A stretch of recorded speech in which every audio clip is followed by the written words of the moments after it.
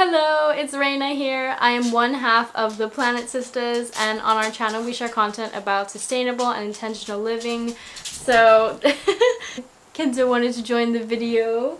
Hi, buddy.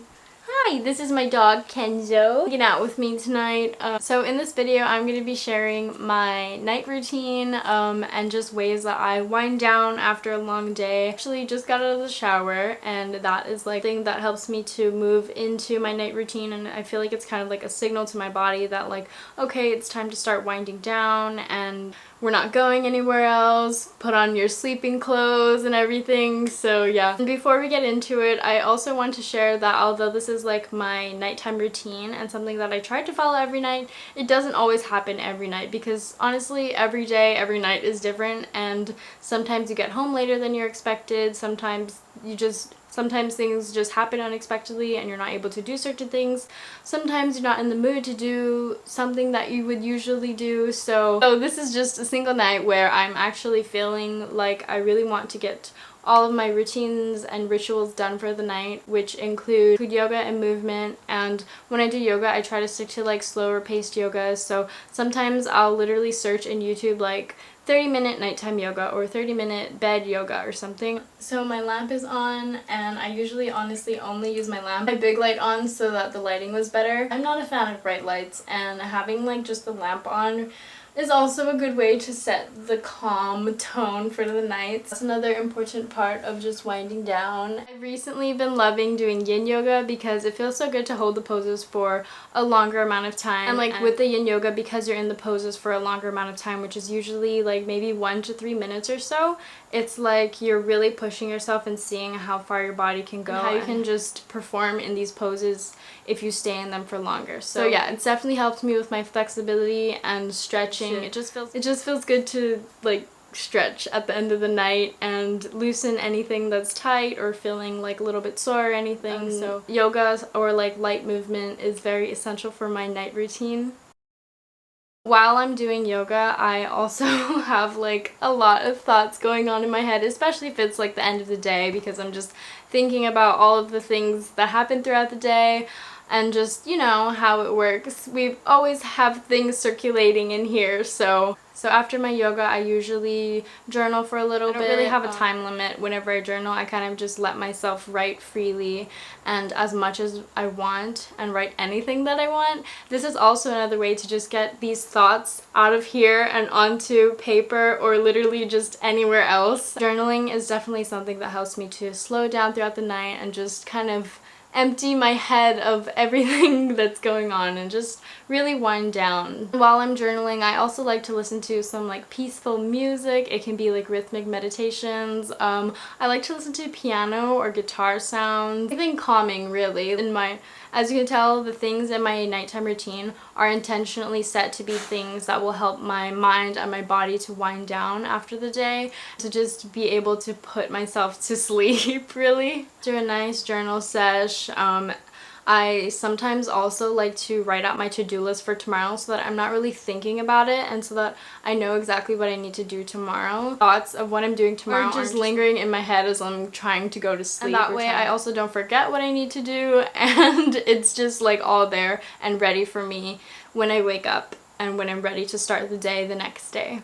I was recently thinking about how tricky it is to actually put our minds and our bodies into a state where it's ready to rest, because there are just so many things going on in our heads. Because like with our phones nowadays, we can literally search anything and end up just going through a cycle of like putting more information and more things and more stimulants in our head when we're trying to rest. So another thing I like to do is put my phone on do not disturb mode. I find this mode really helpful. I try to do it after like 9:30 or 10 depending on like what's going on, but this is really helpful, and then I don't turn it off of do not disturb mode until the next morning when I'm actually ready to start the day. Before putting my phone on do not disturb mode, I obviously try to get certain things done on my phone that I know I need to do, or like tell people good night or whatever it is, and then I'm like, okay, the phone's away, it's time to focus on really putting myself to rest, literally.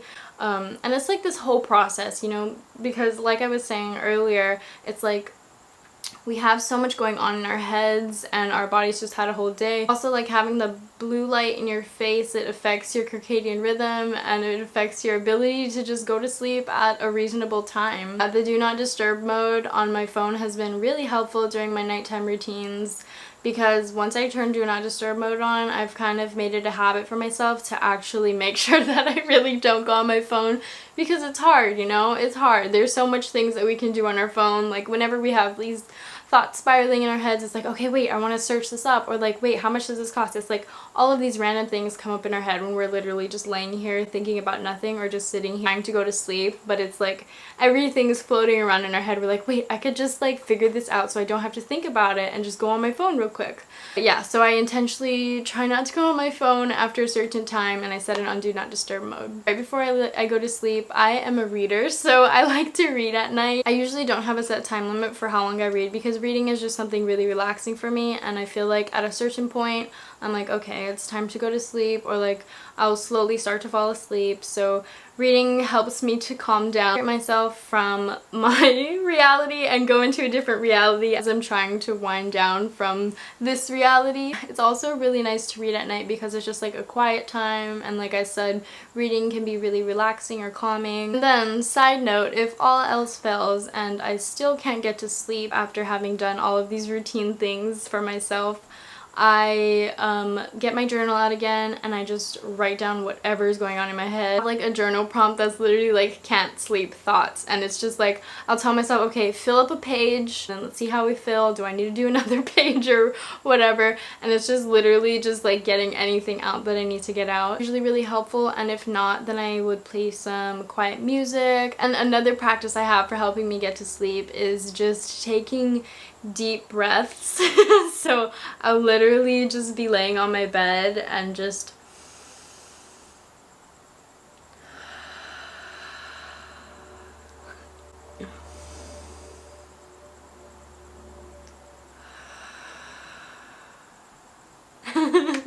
so something like that. I'll just put myself into a state where I'm just really focused on my breathing. And again, with that, I don't really give myself a limit or like an amount that I need to do or anything. It's just, okay, I'm gonna breathe to sleep, because breathing itself is like a way to bring us into our natural state of calm. So I find that that's also really helpful. That's how we really know it's time to go to sleep. Yeah, Kenzo. Oh, buddy. Wave. Good boy. Shake. Shake my foot. Good boy. Up. Good boy. Sit down. Good boy. So that bun was Kenzel's dental treat, so it's like his way of brushing his teeth.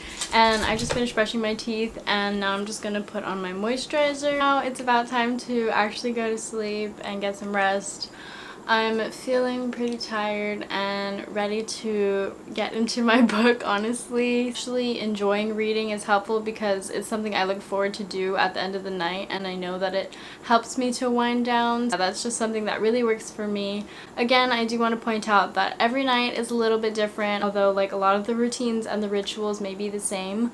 And what works for me may not work for you. I just wanted to share these nighttime rituals because summer's coming to an end, and this has been like my summer night routine for the past 2 months since I came home from London, and being away from home for so long have really helped me to be more grounded, have structure during the nighttime. I'm gonna get reading. I found this book in like a little library on the street, like a little kind of mailbox that says like take one, give one. So this is a really random book, but I'm enjoying it. It's called Love Does, written by Bob Goff. So thank you so much for watching, and thank you for your time. We appreciate any comments, likes, and we would also appreciate it if you would subscribe.